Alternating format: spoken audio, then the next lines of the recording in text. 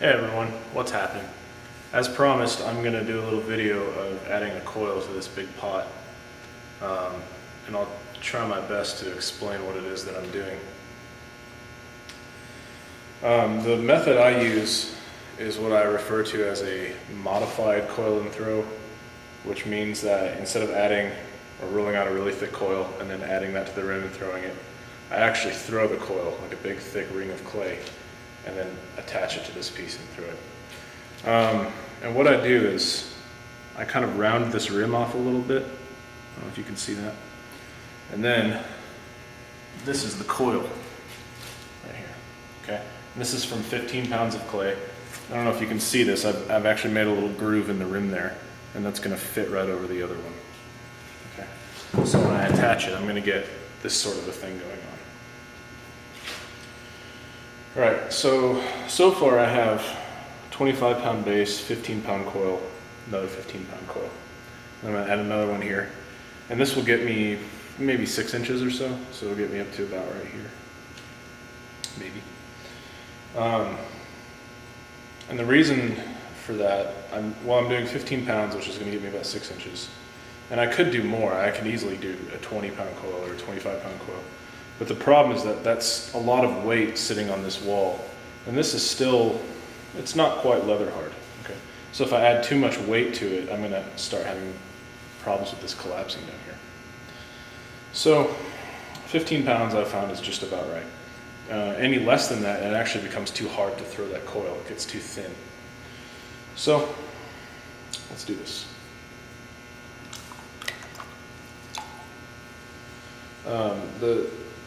The moisture stage of this is really, it's really one of those things you have to learn by doing. It's not quite leather hard. It's still got a bit of give to it, but it's stiff enough that it's holding its own shape.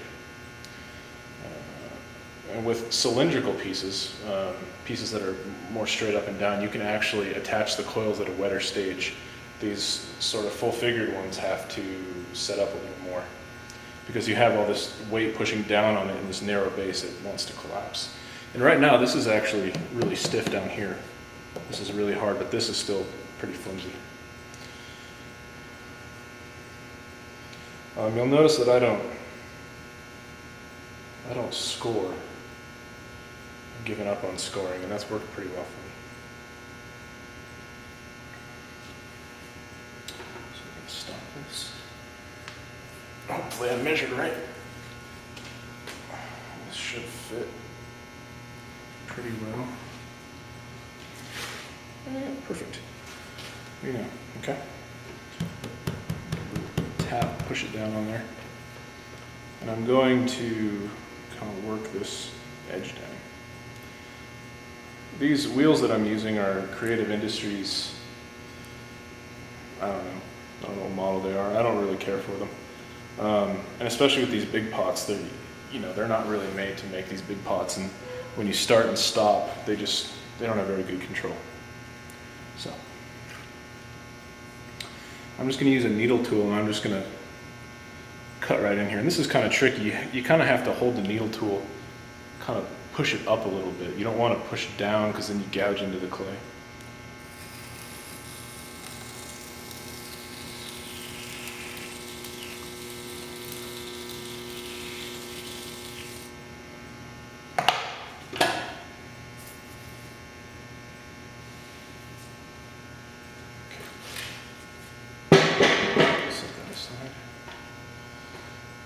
I'm gonna just get rid of these crumbly looking things on the edge here.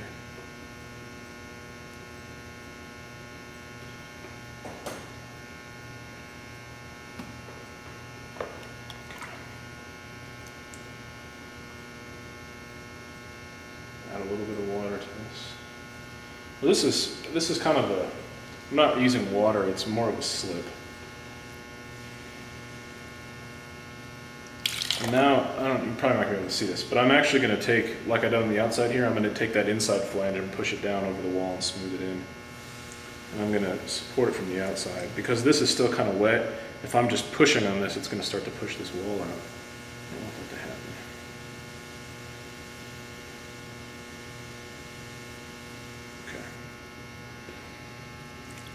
So now I'm going to start pulling this thing up. And I'm going to start pushing in about right here.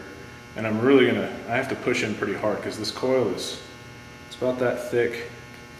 And with the size of this, it takes a fair amount of effort to pull that up. Now if you're working with a smaller piece, it's much simpler.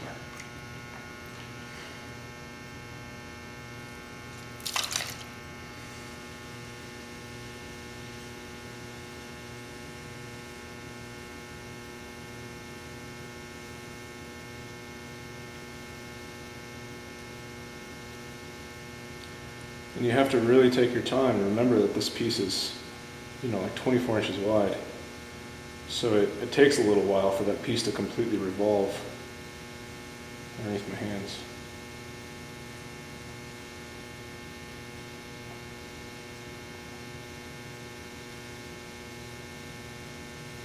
And I'm not going to worry about this rim. It's going to get kind of gnarly.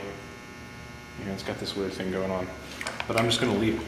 And I'll go back and I'll cut that and clean it up when it stiffens up before I add the next coil. The reason for that is right now this is pretty wide, and if I cut this, I can't just lift the coil off. I have to carefully peel it off, and it's going to end up moving this. And when these pieces are really wide, you want to do everything you can to keep from distorting them, because once that shape kind of moves out of being a circle, it's really hard to get it back. So I just leave it alone.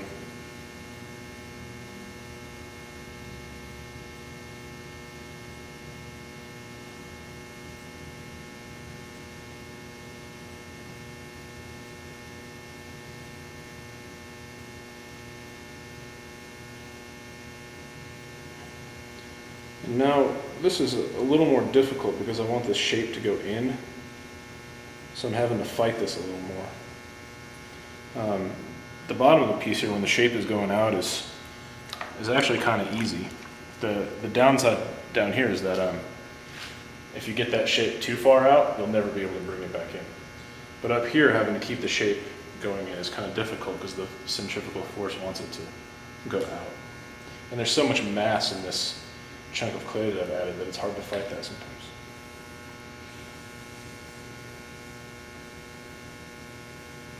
Try and smooth this coil in a little better here.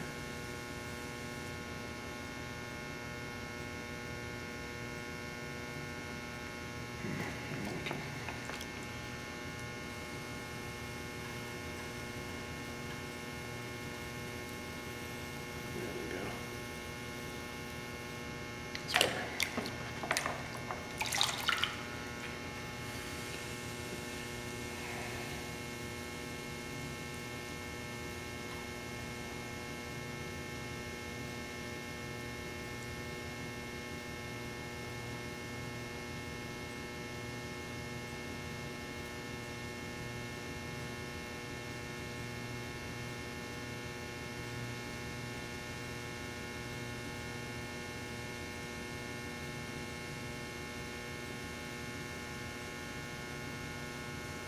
So you'll see that shape every time I pull, it starts to go in a little more.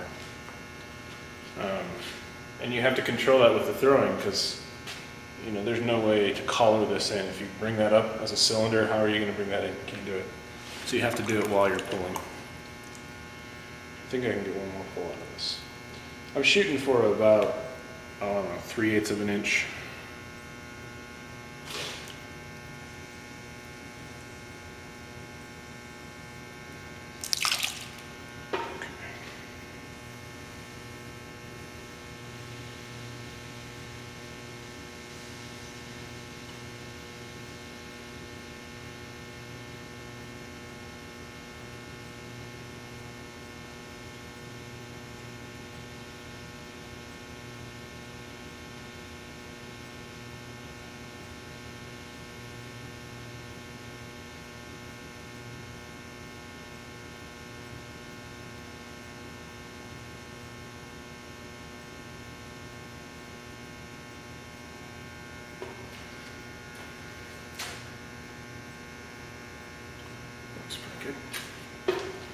Okay, before I get too far, I'm going to clean out this inside a little bit. Because because I've been dumping slip in here, so I'm going to just clean this up.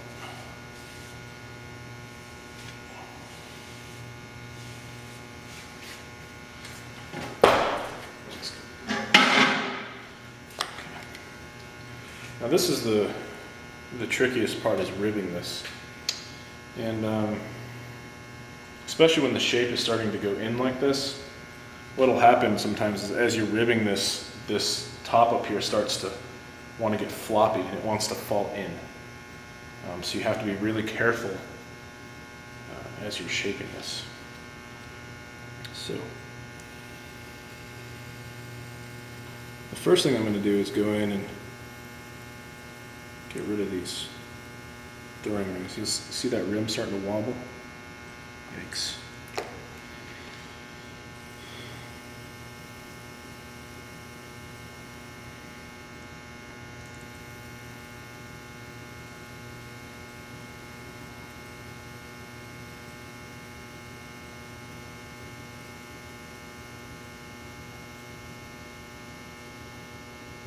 The best way to sort of counteract that wobble is to have this top part right here sort of have a concave shape right here, so it kind of flares up like this.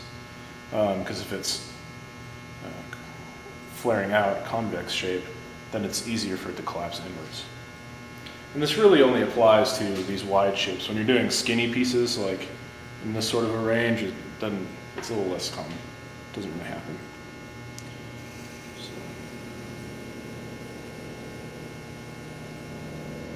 What I'm going to do now is sort of focus on smoothing this seam right here as best I can.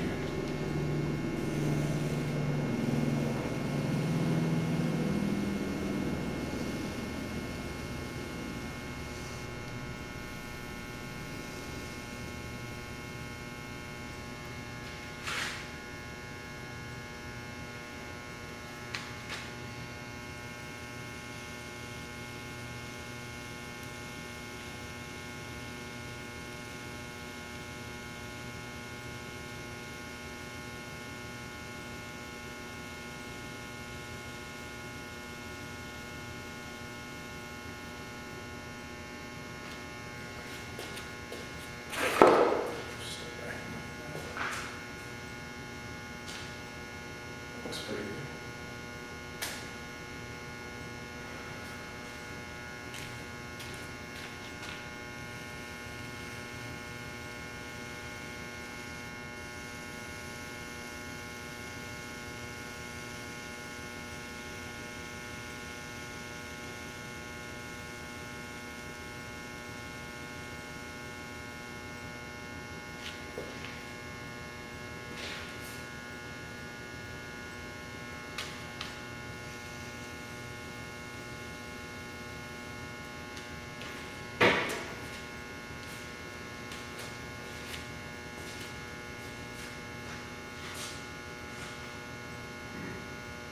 It's good to step away from these and view it from far away, and you can really start to see the irregularities in the form.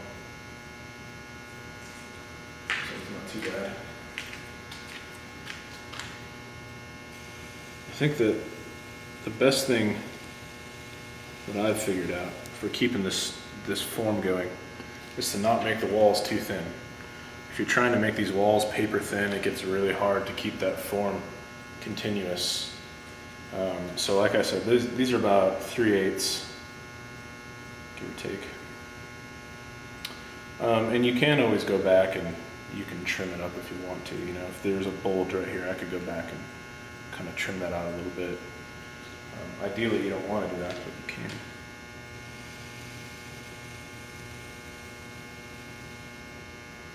So that looks okay.